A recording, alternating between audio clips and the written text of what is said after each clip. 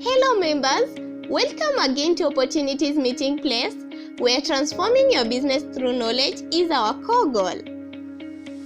Today's topic is 10 uncertainties that upcoming businesses in the developing world faces compared to those in developed world. The 10 uncertainties include 1. Infrastructure. To establish and effectively run a business of any kind requires basic infrastructural framework. These include good roads, consistent power supply, and transportational facilities. Small manufacturers instead have to contend with constant power blackout and surges.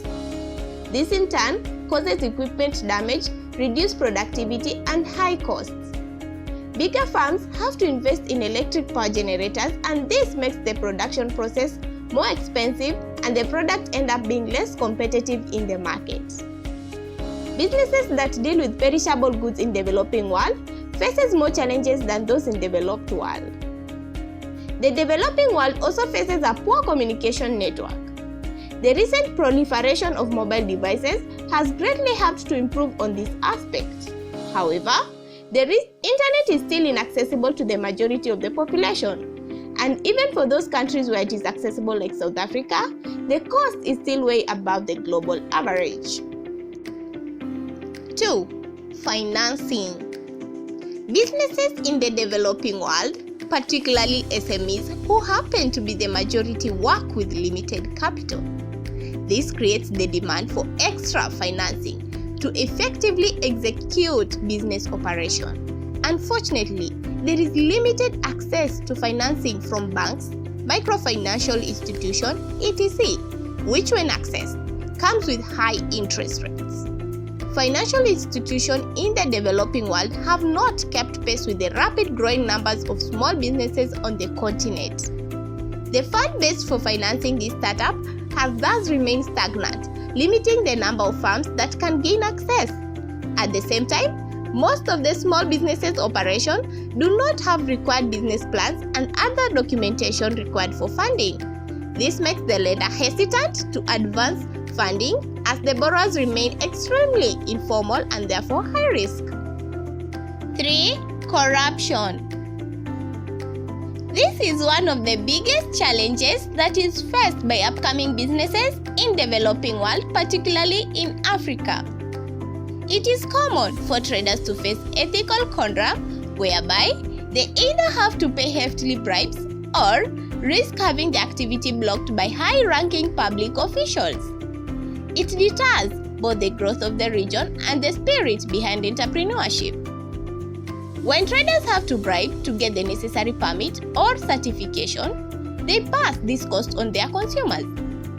Anyone who refuses to pay such bribes experience deliberate delays and other frustrations. Product price remains high and supply is limited, and this causes inflation. Corruption also limits government revenue, as there is always a way around taxes and other obligations. When the government has a revenue shortfall, it translates to a budgetary deficit and limits development. Funds allocated for infrastructural development are misappropriated, and some projects are executed with substandard material to cover up. Other projects never take off or are left unfinished. Poor infrastructure is a big obstacle for investors. It is clear that corruption has far-reaching tentacles that keep the continent in a vicious cycle that hinders entrepreneurship and stunts growth. 4. Political instability. Businesses in the developing world are constantly taken aback by political uncertainty because businesses thrive on forecast and speculation about the future. Accurate prediction rely on consistency and certainty. This makes political instability and uncertainty a major repellent for both foreign and local investment in areas marred by conflict. It takes a lot of time and resources to set up business facilities. Government cooperation is especially important in facilitating the process. But when political unrest sets in, employees are forced to miss work, profit drop, and times business premises are even destroyed by protesters. Some of the countries that have experienced this include Kenya, Uganda, South Africa, Nigeria, and Egypt. Africa's economic framework is largely based on agriculture, but conflict has made it continuously fail to reach its full potential in this regard. It disrupts the supply of input and distribution of farms' output. It leads to massive price fluctuation and also causes labor displacement. This makes it hard for agricultural investors to maintain their business operation in volatile areas. 5. Globalization. Due to globalization, numerous opportunities for growth and expansion has come up. However, the opportunities has now favored new businesses in the developed world more than the developing world. Foreign firms have now taken advantage of the low labor rates in the local market to export their production processes to countries like China and India. This has been a major setback to the local manufacturers, even causing some to shut down due to competition. 6. Evolving regulation and policies. Majority of startup businesses in the developing world, especially in Africa, have to work under confusing regulation and policies that are constantly changing. Import regulation in particular are extremely strict in many areas, and this makes it very difficult to engage in meaningful businesses and raises costs. The inconsistency is also considered risky for traders and makes some businesses people shy off altogether. 7. Gender bias. There are some unique problems of women entrepreneurs in developing world that are exclusive to the gender. A majority of them have no property to set up as collateral for funding, limiting their access to capital. Additionally, many financiers deem women as high-risk borrowers and do not easily advance loans to them.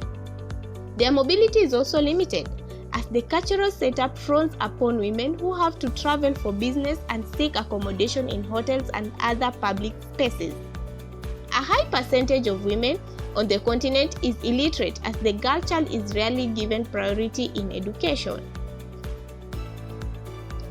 8. Minimum government assistance. Government assistance to upcoming business in the developing world is largely inadequate.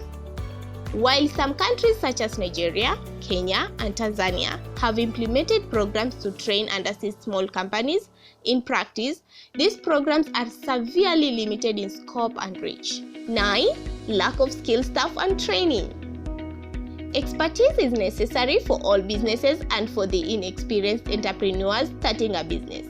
This can be a major challenge.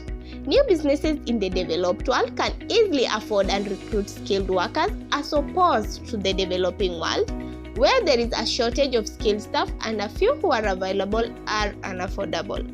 For example, engineers. 10. Challenges in cross-border payments. Cross-border payments tend to be inefficient, slow, and expensive for all parties in the developing world. Each country has local laws and regulations within domestic banking system, and the lack of one global regulatory system diminishes the ability of financial institutions to seamlessly transfer data and funds. Additionally, local governments each have domestic laws to regulate cross-border payments, causing a difference in regulation between sending and receiving countries. For startup business that may require to import goods will have to make payment across for the goods and logistics. This may pose as a big challenge.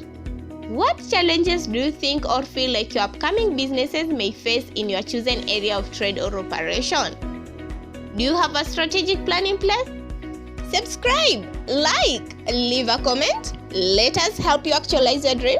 Till next time, this is Opportunities Meeting Place. Goodbye.